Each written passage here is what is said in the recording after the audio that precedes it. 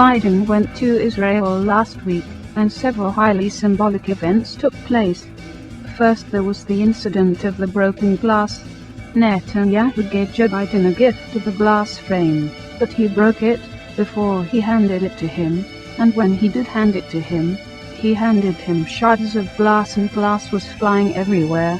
As he handed it to Biden, along with it came the warning to America from Israel, as he said to Biden, "I have one thing to offer you right now, and it's broken glass." Biden then sharply warned Netanyahu in return, countering with, "Don't cut yourself."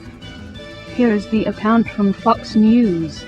Netanyahu gave Biden a gift, a framed certificate describing trees planted in Jerusalem in honor of his late mother.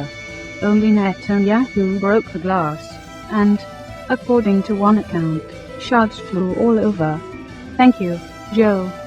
I have one thing to offer you right now, and it's broken glass," Netanyahu said. "Don't cut yourself," Biden responded. This is a highly symbolic message to America from Israel due to the symbolic meaning of broken glass in the Israeli Jewish tradition. As we see explained in this account of the event, the most serious threat against Biden, and, by extension, Obama, came when Netanyahu presented Biden a glass-framed document on the planting of trees in Jerusalem honoring Biden's late mother, said to have been a strong supporter of Israel. Netanyahu is reported to have broken the glass accidentally before handing it to Biden. Netanyahu reportedly shattered the glass when he leaned on the plaque on a podium with his elbows. According to Reuters, Netanyahu told Biden, "I have one thing to offer you right now, and it's broken glass." But then Netanyahu pulled out the document, with glass shards flying around, and used Biden's pen to sign a dedication to Biden's mother. What is not explained is why Netanyahu would have planned to sign a dedication with the document already in a glass frame. The more likely explanation is that the incident was planned by Netanyahu as a warning to Biden and Obama. In Jewish tradition, including weddings, broken glass is a reminder of the destruction of the ancient Jewish temple in Jerusalem, with the hope that it will be rebuilt in a united Jerusalem under Jewish rule. And for Israel, the Night of Broken Glass, or Kristallnacht, is remembered as the beginning of the Holocaust in Nazi Germany.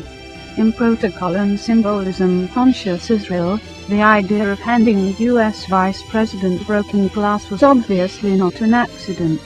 Kristallnacht gets its name from the shattered glass that covered German streets in 1938, most of it from the broken windows of Jewish homes and businesses, as well as synagogues. Kristallnacht is still remembered on November the 9th in ceremonies in Israel. They are ceremonies at which the ambassadors of Germany and Austria are expected to attend. On November the 9th, 1989, when West and East Germany saw the Berlin Wall come down, Netanyahu's mentor, Prime Minister Yitzhak Shamir, ensured that there were plenty of references to Kristallnacht in Israeli media reports on the planned German reunification. The reason was that Kristallnacht began on the evening of November the 9th, 1938. The editor of Haaretz declared it's very important that Germany stays divided. But WMR's U.S. intelligence sources warn about a darker meaning. The sound of shattering glass is something that petrifies even the most seasoned intelligence agent. There is a saying among sire old hands that once you hear the glass shatter, it's too late to save yourself from the snipers. Basically, what happened in the above exchange between the representatives of two of the most powerful countries on earth went something like this. Israel to America: back off and mind your tone, or else endure the wrath of Israel, and enjoy more of our war and death courtesy of Mossad. America's reply: watch yourself, buddy. Don't play with fire, you might get burned. Watch what you ask for.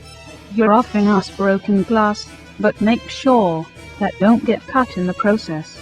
Now let's move on to the next symbolic event in Biden's visit to Israel. Biden then toured Yad Vashem, Israel's Holocaust Memorial Museum. As the prayer for the souls of those killed was chanted, The lights in the already dark hall went out for about a minute, I'm told, by mistake, spooking the security, as the only light came eerily from the eternal flame reflecting off the ceiling. So first we had Israel threaten America with the symbolic broken glass. In Israel, breaking glass is done to remember the destruction of the Second Temple, and in the wedding ceremony the groom breaks a glass to show that he and his new bride stand with all Israelis to do whatever it takes to help rebuild the Third Temple. It also, as seen above, references Kristallnacht, which points straight to the Holocaust. And then they move on to the Holocaust Museum in the Hall of Remembrance, and the lights go out. It was as if saying the lights had gone out on the Second World War. We are closing this chapter and moving on the next chapter. They were announcing World War III and threatening a new Holocaust. Everyone should know by now that World War II was done for the sole purpose of remaking the world.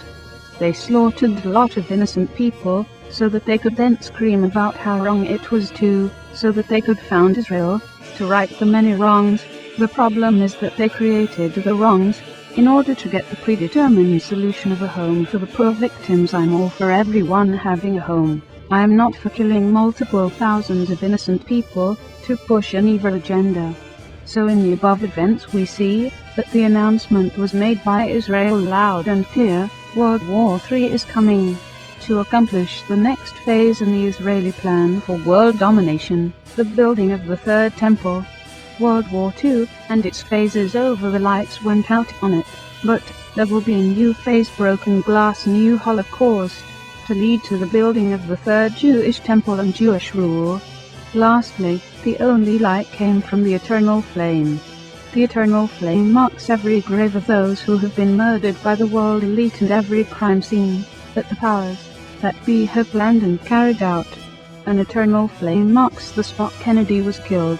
An eternal flame marks the site of the World Trade Center, etc.